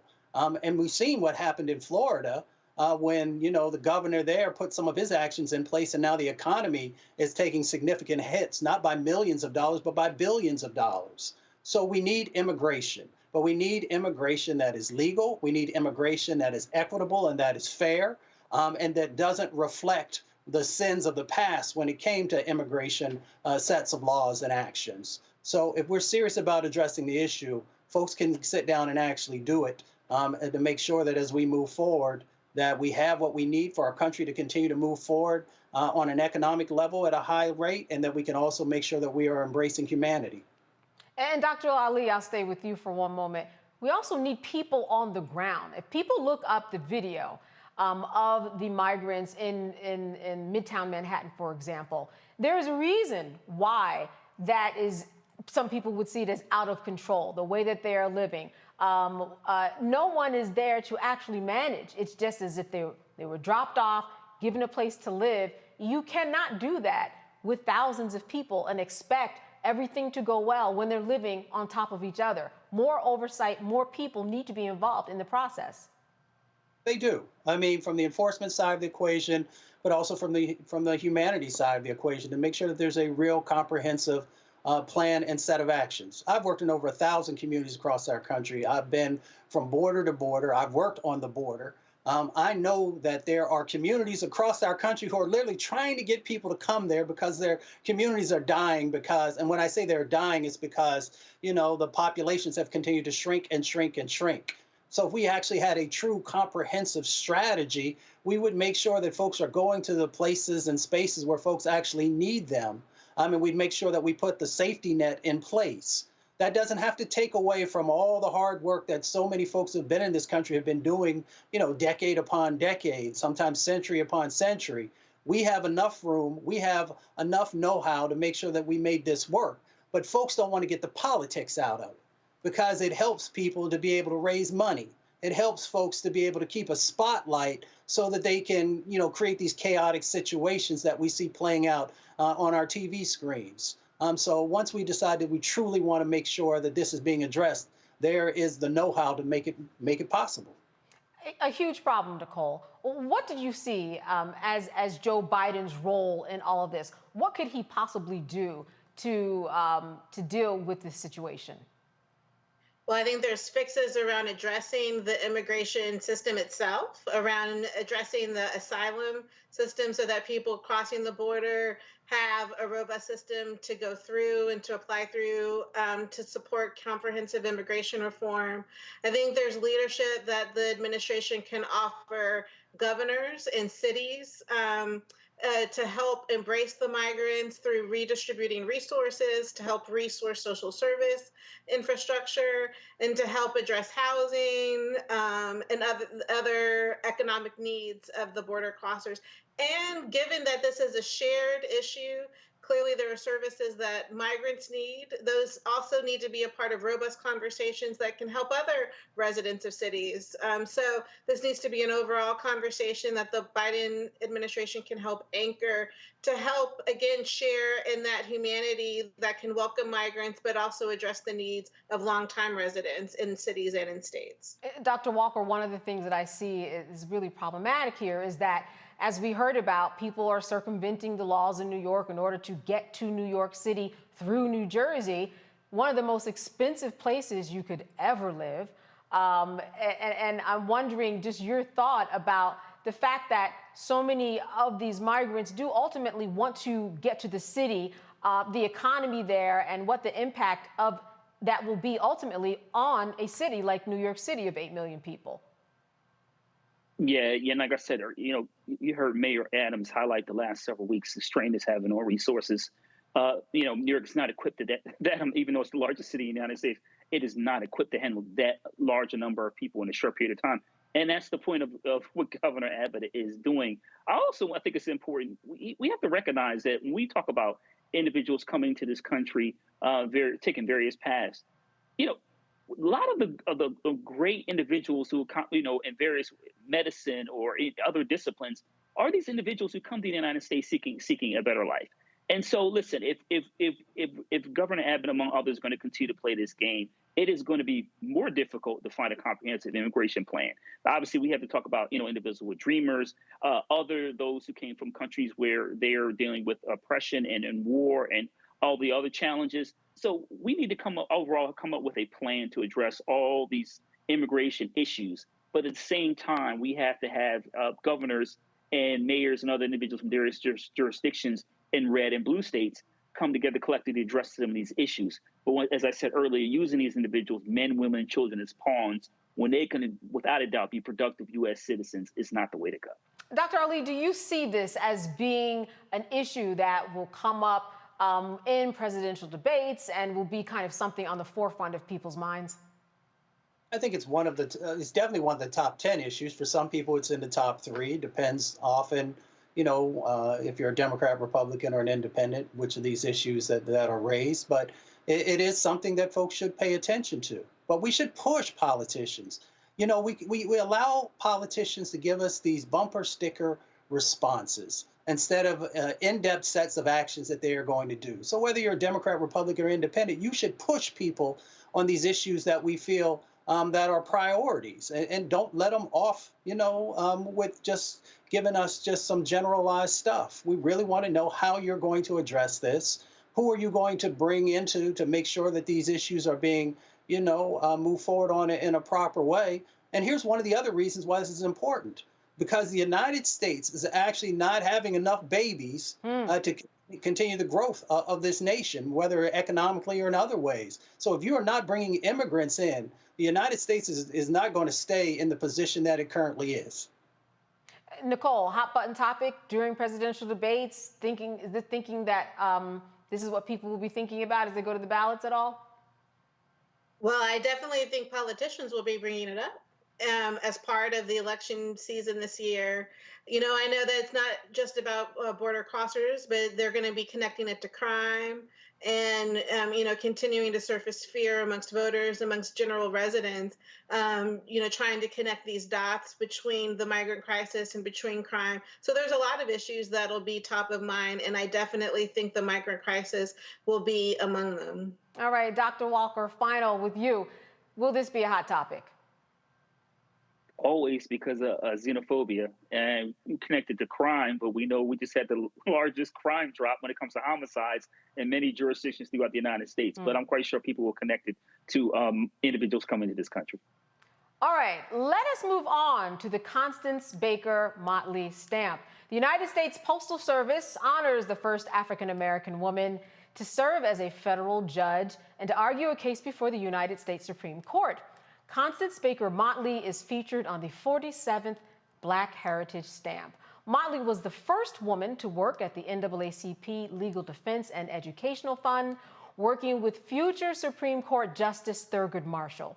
Motley handled about 60 cases that reached the Supreme Court between 1945 and 1965, no small feat, of which she won 9. In 1966, she was nominated by President Lyndon B. Johnson for a seat on the U.S. District Court for the Southern District of New York. She later became the court's chief judge in 1982. The new stamp is available at the U.S. Postal Service's website and retail locations. Listen, we heard a lot about this woman when Ketanji Brown Jackson was nominated, when she was confirmed. For people who hadn't heard of her, that might have been the first time that they heard of her. But certainly, Nicole, it's about time. Past time. So it's a wonderful tribute to her. It's the least this country could do is honor her by putting her on a stamp. There's so many more things that this nation should do to honor her. And you certainly, through Judge Ketanji Brown Jackson's confirmation, it was the first opportunity that many got a chance to learn of her. But Miss Baker Motley should be celebrated and should be recognized throughout history books and as a part of the great, Black history heroes and sheroes that are recognized as part of, really helping to make Black America better. Yeah, and Nicole, I'll stick with you for a moment. When we talk about history, when we talk about schools, when we talk about African-American history being edited out of books across the country, this really is, you can't tell the story of the civil rights movement without Constance Baker Motley. She was the one who wrote decisions, who wrote papers for various civil rights cases in education and other civil rights issues. It reminds me of what we were going through just across the country and the way that we have to teach on our own to make sure that we get history right. Teach our own, create institutions, create opportunities and platforms that can celebrate Ms. Baker Motley and others who have been left out of history. So I think this is one opportunity to elevate her, to recognize her as part of the African-American giants who've helped lay the foundation for where we are today. And hopefully it'll educate folks and maybe inspire, lead people to write books, to celebrate her and through other platforms. I don't know, television, movies inspired by her story, her life's history. And there's other opportunities, hopefully, to celebrate her going forward. Oh, absolutely. Absolutely. Dr. Walker, I want to turn to you. I mean, this is someone who was alongside Thurgood Marshall. If you go online and you listen to some of the audio of her arguing, obviously she knows her stuff. but it is just great to hear her during that time talk in front of the Supreme Court, talk and just defend the rights of her people during that time when she was not only one of the few women, but the few Black women who was really making a name during those decades.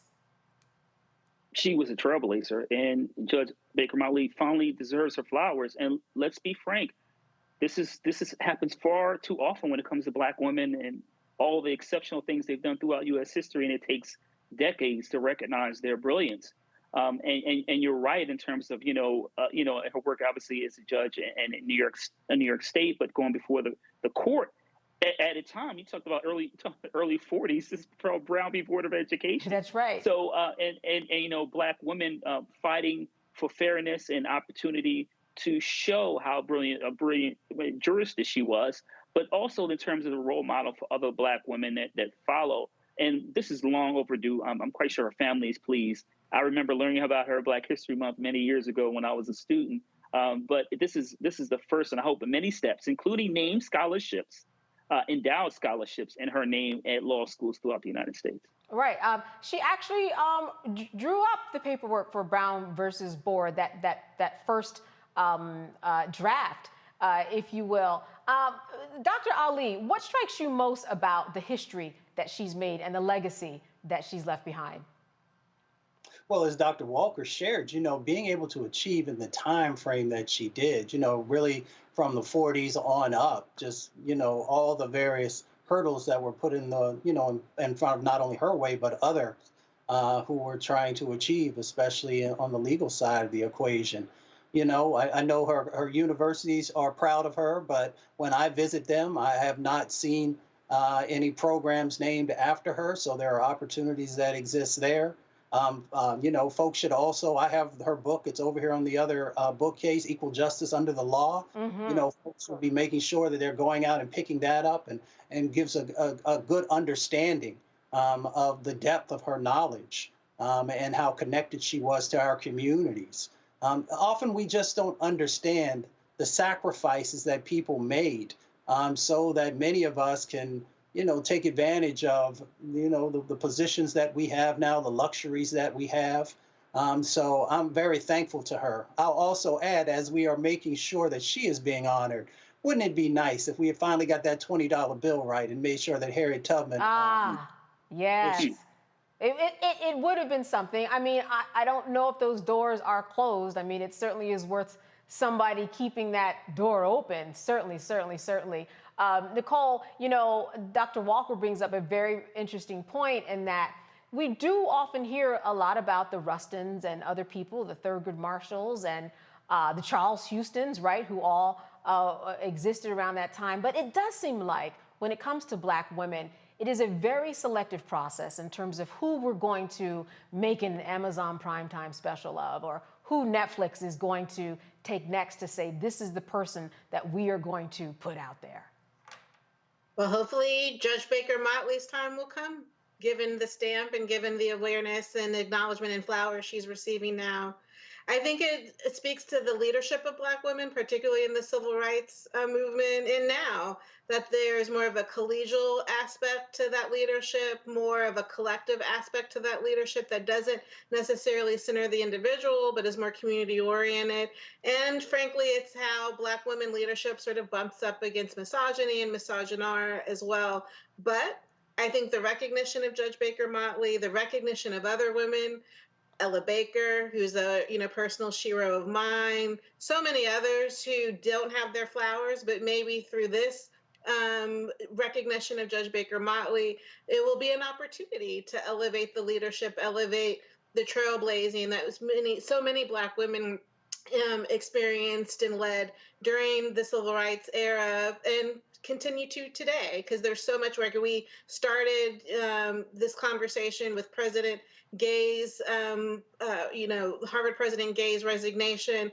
Her leadership hopefully will continue to be celebrated and recognized, as will so many other contemporary Black leaders, Black women leaders today. Absolutely. There are so many. I'm going to get that stamp. I always get the Black stamps, but I don't know if anybody out there is like me. I get the stamps, I put them on the cabinet, and then I don't use them. But I'm going to use Constance I'm going to use her and put her in rotation. All right, you are watching Roland Martin Unfiltered on the Black Star Network. We're going to be right back.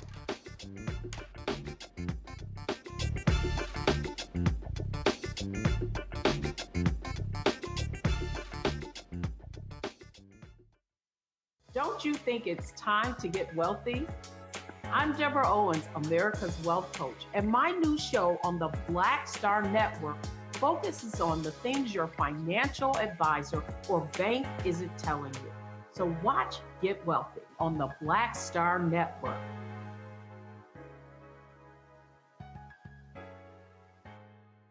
I'm Dee Barnes, and next on The Frequency, we're talking about the rise in great Black literature and the authors who are writing it. Joining me will be professor and author Donna Hill, discuss her writing journey and becoming a best-selling author. I always was writing, but I never saw anybody that looked like me in the books that I was reading. Plus, her work with the Center for Black Literature and next year's National Black Writers Conference. That's right here on The Frequency on the Black Star Network. When you talk about blackness and what happens in Black culture, we're about covering these things that matter to us, speaking to our issues and concerns. This is a genuine people-powered movement. There's a lot of stuff that we're not getting. You get it, and you spread the word. We wish to plead our own cause. Too long have others spoken for us. We cannot tell our own story if we can't pay for it. This is about covering us. Invest in Black-owned media. Your dollars matter. We don't have to keep asking them to cover our stuff. So please support us in what we do, folks. We want to hit 2,000 people, $50 this month, raise $100,000. We're behind 100,000, so we want to hit that. Y'all money makes this possible.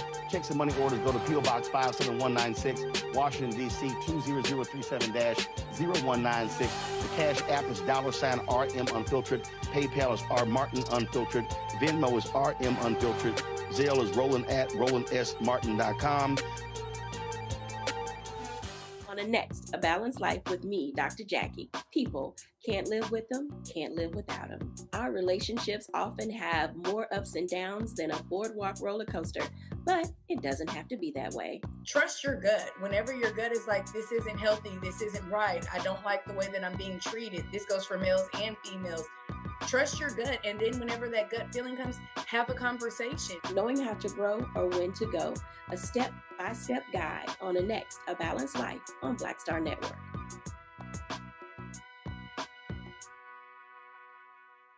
Hello, I'm Paula J. Parker.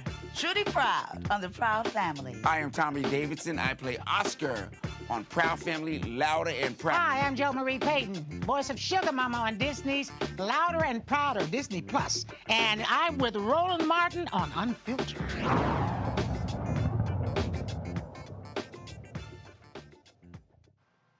All right, it's the new year, and we've all made some resolution or promise to get back in shape, eat right, go after that new job, write a book. But research shows that these resolutions can be hard to maintain as the year progresses. Here to walk us through how to set healthy goals is licensed professional and counselor Robin May. Robin, thank you so much for being with us. Thank you for having me. Listen, I'm so excited about this conversation. This fuels me. This fuels me. Yes, I see your excitement. Listen, this is the excitement that we all have at the beginning of the year when we're like, we're gonna do it, but then by March, something happens. Listen, is there a right way to make a resolution to really make it stick? Now listen, so some researchers say that by February, we have fallen off when it comes to these resolutions that we make. And so is there a right way? I definitely believe that there is. As a matter of fact, every year, it's almost like clockwork. I share with my platform that there are 5 reasons when we create our vision, we create our vision boards. There are 5 reasons that it doesn't always work. And so I can walk you through that when you're ready. Oh, yes, absolutely. Let's go. You haven't connected the vision with your values. That's number 1. That's number 1. So hear me on this. If I could sing this from the rooftops everywhere I go, watch this. When you don't honor your deepest values, you will always live with an undercurrent of life dissatisfaction. Now, I know that was a mouthful. Let me say it one more time. It was. When I you feel like I'm in don't church. honor- Wait a minute. Watch this. Just watch this. This is very important because this is a key to creating a vision and having resolutions that stick. When we don't honor what we value the most, there will always be an undercurrent of life dissatisfaction. I'm telling you, if you can pinpoint where you're feeling dissatisfied, you're going to be able to pinpoint where you're not honoring your values. So when we're creating our vision for the year, if your vision is not connected to what you value. So for example, for me, I value family. I value my relationship with God. I value my friendship. Listen, for me, I value purpose and destiny. When I'm not honoring those things, I feel off. Well, if your vision is not honoring those things, you're going to be disappointed by February. So that's number one. You haven't connected that vision. I want to lose weight, but how is that connected to your values? I want to start a new job. How is that connected to your values? Otherwise, you are more than likely going to fall off. Let's go to number two. Number two, you haven't created a strategy for the vision. Listen, we will create these beautiful vision boards. We'll do a manifesto. Won't we know? We'll have a vision board party. Girl, we'll do all of that, but watch this. You haven't created a plan or a strategy for how you're going to make sure that that vision comes to pass. What are the steps? Listen, I'm a pastor's wife, so you know I'm going to say this. You can write the vision. You have to write the vision, and you have to make it plain. Faith without works is dead. So you create this vision, but what is the strategy that's going to help make the vision happen? So you want a new job. What is your exact strategy? Who are you calling in your network that's going to help you? Who's helping you with your resume? You want to lose weight? Are you calling a nutritionist? If you want to have healthier friendships, are you having that tough conversation? What is the strategy? And is this something you should write down? The strategy? Is that what you're thinking? Absolutely, because studies have found that listen, not just put it in your tablet, not just put it in your phone. This is what's interesting. Researchers have found when you take pen to paper, it sears it in our memory even more. So I want you to literally put pen to paper, write the strategy, but it's not just writing it down. It's literally thinking through, this is my goal and this is what I'm going to do to make it happen. Makes sense. All right, number three. This may be my favorite one if number one isn't my favorite. You haven't curated, and I use that word intentionally, you haven't curated an accountability team for the vision. Listen, if your vision can happen without any help, baby, you're in trouble. I want you to have an accountability team, and it can be 2 or 3 people when I say a team. You want to have somebody that is holding you accountable to the vision. Can I tell you something that I did about 2 years ago? Okay. I went on maybe last year, I went on a mission to lose weight, right? I really wanted to lose weight. I connected that vision to my values, and my values are my family. I have 3 daughters, and so it's very important to me at the age that I am, and I have a 9-year-old, and I'm 49. So I want to be around and healthy for my grandchildren, and so I wanted to lose weight. So that was connected to my values. But watch this. I know that once I put something out there, that I'm going to stay true to it. So I put it on social media. That was my accountability. I put it on, so that's the whole world you're accountable to on social media. So people are like, because my Facebook and Instagram community will say, hey, what about that goal you had? Right. And so I put it on social media because I knew for me, this may not work for everybody else, but for me, knowing that I put it out there would be accountability for me. For someone else, it may be your spouse, it may be your best friend, but curating, I use that word intentionally, selecting those people in your life who you can trust with the vision and who are going to hold you accountable to the vision. All right, number 4. Number 4.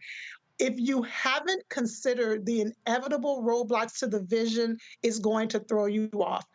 There is going to be dynamic situations, unexpected experiences that come up on your journey, and you want to consider the inevitable roadblocks. What I often find with my clients, whether it is a clinical client in my counseling practice or a coaching client in my coaching practice, what I find is when they hit those roadblocks, they throw in the towel.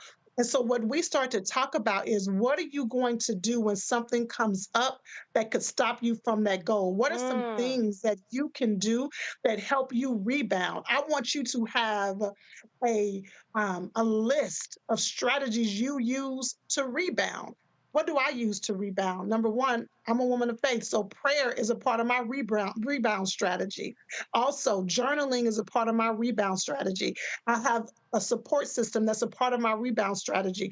What is your strategy when those roadblocks show up on your journey? Right, because almost inevitably they will show up, so you might as well plan for them. All right, let's go to number 5. I know you want to go to number 5, but let me say this. Not only will they show up, they're necessary. The roadblocks are necessary. For the journey. Necessary.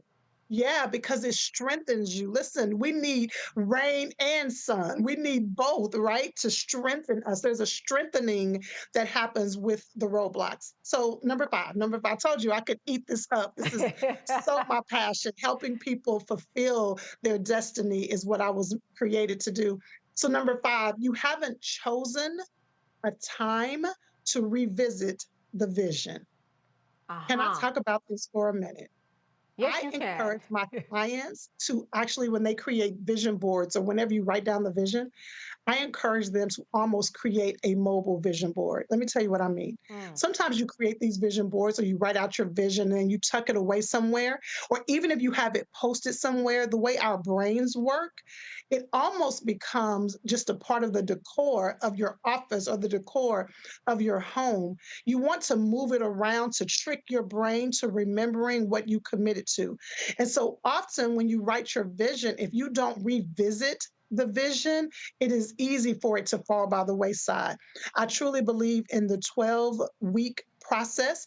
Revisit it every 12 weeks. Another strategy that I use is that not only do I create a vision, I write it out, I record it in my phone so that I can hear myself saying it, and I listen back to it several times a month. Wow. Because what I'm doing is revisiting it, because studies have shown that the more you hear it, the more you watch it, the more you repeat it, you're creating pathways in your brain. It is almost becoming a part of your subconscious, and you start walking it out without even realizing it. So you want to make sure you're revisiting the vision. I like that, recording your voice, because really the person you have conversations the most with is yourself in any given day, right? It's all in your head. Absolutely. So you're really just saying, we're going to make this audio and it's really going to get in my head. I just want to know, before we go to break, we're going to bring in our panel after break. What were some of your New Year's resolutions, if you could share? I wish I could pick up this camera and span around my office because I have them all here, but I want to tell you what my number one overarching resolution is. People resist the word resolution. I don't know why, because a resolution is just a firm decision. But my overarching resolution for the year is to have more what matters most moments. That's my goal. I want to have more what matters most moments. What are the things that matter most to me? For example, just sitting on the couch laughing with my 3 daughters and them knowing that I have time for them, that's what matters most. So with all the big dreams I have, all the high level goals that I have this year, if I'm not honoring what matters most, none of it's going to matter. So that's my overarching vision. All right. Well, listen, when we come back, we are going to be talking with the panel, speaking more with Robin May and those New Year's resolutions and how to keep them going, especially when February hits. We'll be back after a break.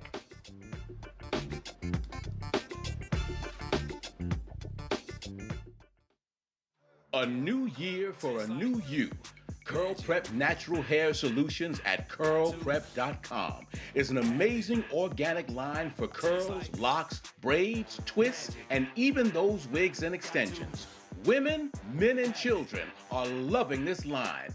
Look at this video and you be the judge. People line up to see this product in action at hair shows, and when they take a seat and try it, they don't believe it's their hair. Buy the products at curlprep.com. It works on all hair types. Use code ROLAND, that's ROLAND, lowercase letters, to get a 15% discount.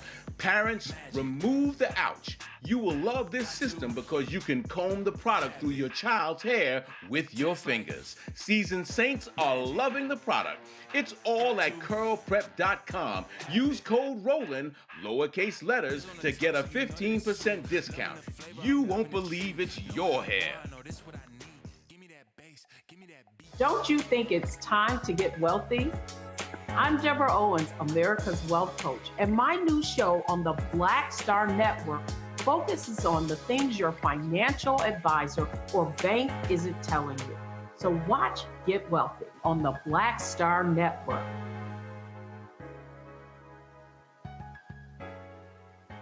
Hey, what's up, y'all? I'm Devon Franklin. It is always a pleasure to be in the house. You are watching Roland Martin Unfiltered. Stay right here.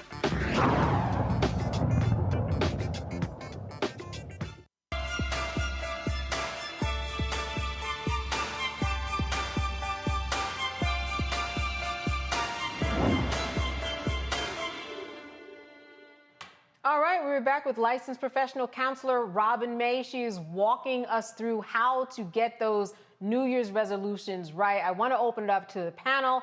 And Dr. Ali, I'm going to start with you first. I'm wondering if you made some resolutions and what kind of help do you need? Do you normally fall off? Do you keep on?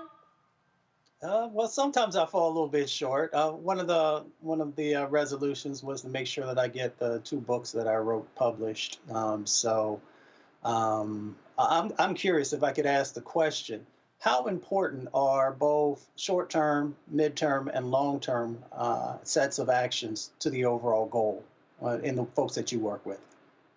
Well, we know that those are critically important because what we want to do is keep the motivation going. What I said earlier is that I truly believe in the 12-week year.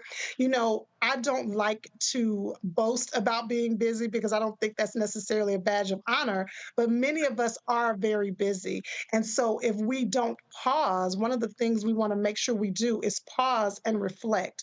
And so I think it's very important to have both long-term goals and short-term goals because what you want is to have some success. People often ask me, how do you build your self-confidence? It's one brick of success at a time. And so the more that you win, the more you continue to win. Winning begets winning, right? And so you want to make sure that you are acknowledging what you've accomplished so that you have the motivation to keep going. Nicole. Listen, I was taking a snapshot so I could help me develop my vision board for 2024. Last year was the first year I did a vision board, and I tell you, it left me inspired the whole year. I actually have it as my backdrop on my computer and on my cell phone to remind me of goals to work towards throughout the year. So listen, I'm planning, and I thank you for having this segment to inspire me to think about what my vision and what my goals could be for this year. I have some travel on there, visiting family, improving health, aspirational vision, as well as some short-term goals. So I'm looking forward to trying to accomplish them and tackle them. You said that you snapshot the list. Was there one of the things on her list in particular that really struck a chord with you? That accountability team, and thinking about ways to curate it for myself. Do I want to share it on social media? I don't know if I'm that brave, but I'll be thinking about ways to curate my own accountability team so that I can make sure to achieve and knock some of those goals, knock some of those resolutions off my list for this year. All right, Dr. Walker. One of the things she said that I thought was really good, 2 things actually. One, that you have it on the backdrop of your computer and on your phone. That kind of leans into what I was talking about, how it's important to have it in different places so that you can trigger your mind to really pay attention to it. We don't want it to just become decoration on the wall. And then the second thing I would say before we go to our next panelist, when we're talking about an accountability person, you want to give that person permission to hold you accountable. It's interesting. My husband and I have been married for 21 years, and I asked him the other day to hold me accountable to something. He said, let's pick somebody else. Let's pick somebody else because I don't want us to get into an argument as I'm holding you accountable. You want to give somebody permission to challenge you to make sure that you are honoring what you said your vision was. All right, Dr. Walker, a question for Robin May. Yes, yeah. Thank you for coming on. And I want to get back to this concept of an accountability partner, which I believe is really important. And obviously, that person helping you reach your goals. But I want to focus on the challenges with that, and in terms of an accountability partner that may prevent you from achieving your goals. Specifically, we know millions of Americans set these goals every year about going to the gym and losing weight, working out, et cetera. So, can you talk about the importance of selecting someone that doesn't prevent you from meeting those goals that you set for yourself? Yeah, so one of the things I kept repeating is that I intentionally used the word curated. I want you to hand select someone who has shown you that they are trustworthy to have that level of access into your world. One of the things about vision I want us to remember is that vision serves as blinders. I like to explain it like a horse in a race. The jockey puts blinders on the horse so that the horse isn't distracted by what's going on around it. Well, that's what vision does for us. It is a blinder for us. And so when you're choosing someone to hold you accountable, you are hand selecting someone. Now, I'm going to just tell you my personal deciphering tool when I'm identifying somebody to hold me accountable. I don't invite anyone to hold me accountable in my world who has no accountability in theirs. It's very important to me that I select and operate with people who are doing their own work. No hate to those that are not, but it's hard for you to help me with my work when you haven't done yours. And so when I'm curating those people, they are hand selected because I am watching them show up in their world. It is best and often amazing when you can have someone holding you accountable when you all have similar goals, but it's not necessary. I just want to know that you are doing your work while I'm doing mine. And so that's how I decipher who I'm going to select. Now, Robin, so many people have invited me to these vision board parties. I have not been yet. How can you explain to someone like me and people out there who are watching now why vision boards make a difference? And are there other things that are in the world like a vision board that will also help you throughout the year as you complete your resolutions? Yeah, so I don't believe that a vision board is a necessity. That's not the only way for you to reach your goals. Vision boards are really good for people who are visual. And if I were to ever show someone my vision board, they would probably laugh because I'm not creative in that way. What actually works for me is, like I said, if I could show you, it works very well for me to have very linear vision written out step by step. That works better for the way my brain works. And so whether it is a vision board, whether it is you're an audio, a listener that learns better through hearing, or if you need to read it, if you need to, again, have group discussions, the vision board is just one way. It's not the only way. And what's so amazing, you don't only have to do a vision board with an actual poster and glue and a gun. There are all these apps now that you can create a vision board right on your phone if you want to.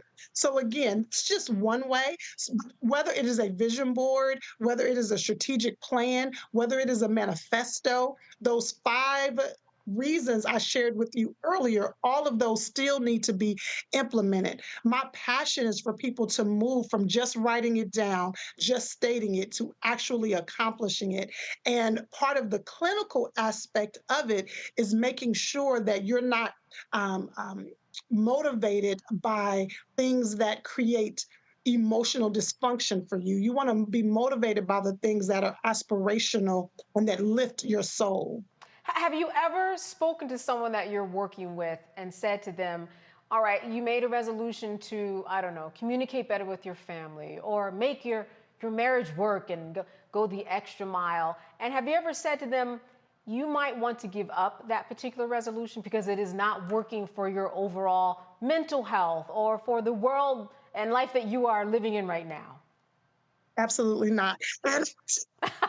Okay, explain. Let me tell you why.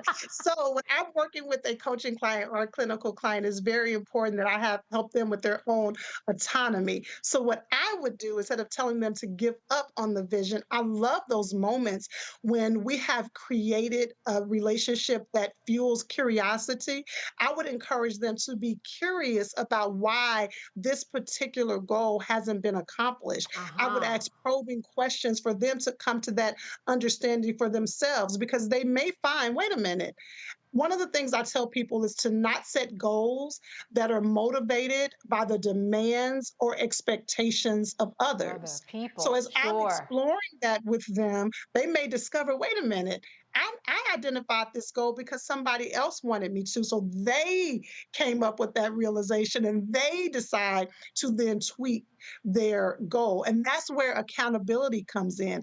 Accountability comes in having people in your life who can probe and ask questions to fuel your own curiosity about your own life. This concept of the 3-month year, talk to me a little bit about that, because I like that. I would guess it's a 3-month check-in that you treat like a year. Absolutely. And so there's a whole movement about, there's a whole book, which I love, that talks about the 12-week year. I think that might even be the title, but it really is. And this is how I coach and counsel people to incorporate it. Go ahead and create your vision for the year. In the work I do with couples, I created what's called a strategic plan for couples. It's called the playbook. And what we do is we sit down and we write out, what is your vision for the entire year? Then we stop and say, okay, that's a big vision. What part of that can be done in the first 3 months of the year? That's what we're going to lean into. But not only that, remember, number 5 of the 5 reasons visions don't come, that you're not revisiting it. So you had this full year vision, you recommit to revisiting it after 3 months to reflect on what is working, what isn't working, so that you can tweak where necessary. When you think about, if I use my life, for example, we have 3 children, 16, 14, and 9. We pastor a church. I have 2 businesses. My husband has his own business. And so if you can imagine, we have to incorporate flexibility in our life, because if we don't, we will live frustrated. So being able to break your year down into 3 months allows for that flexibility. All right, so this is my final question of the evening. Off that list that you gave us, what is the one that people fail the most, if you will? I don't like to use the F word, but what is the one that people don't get right off that list that you gave us? Oh my gosh, that's such a tough question. Okay, so if I had to choose, I would probably say that number 1, they don't connect their vision with their values. And the reason I would say that is because of the principle that I shared at the very beginning. Many people haven't slowed their life down long enough to get crystal clear about their values. And again, when you don't know your values, there will always be dissatisfaction. And so what happens is we're moving so fast, we're doing so much, we're juggling so many things, and many of us are living out what others value, what others have named as priority, what others have said is what we should and should not do, which is a cognitive distortion, by the way. And so because we haven't slowed our lives down long enough to say, these are my 4 to 5 top values, and I'm going to live my life in a way that honors those, we often find ourselves off track. And so if I had to choose one, it would be number 1, you haven't connected your vision to your values. Robin, this has been excellent advice, and I love your energy. It's a great way to bring in the new year with you. I want to thank you so much for being with us today and sharing with us. I like that 12-week year. Very, very nice. Thank you for having me. I enjoyed it. Absolutely, absolutely, and thank you for being with us. And as I leave, I want to make sure that I thank our panelists. As always, very, very good to see you and bring in the new year with you. Happy New Year to you, by the way. And I will be back tomorrow for my last day of the week as Roland Martin finds his way back from vacation. You have been watching Roland Martin Unfiltered. Have a good night.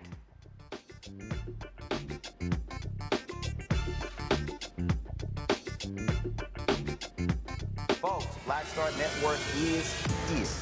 Hold no punches. I'm real revolutionary right now. Support this man, Black Media. He makes sure that our stories are told. Thank you for being the voice of Black America, Roland. Stay black. I love y'all. All momentum we have now, we have to keep this going. The video looks phenomenal. See, this difference between Black Star Network and Black-owned media and something like CNN. You can't be Black-owned media and be scared. It's time to be smart. Bring your eyeballs home. You dig?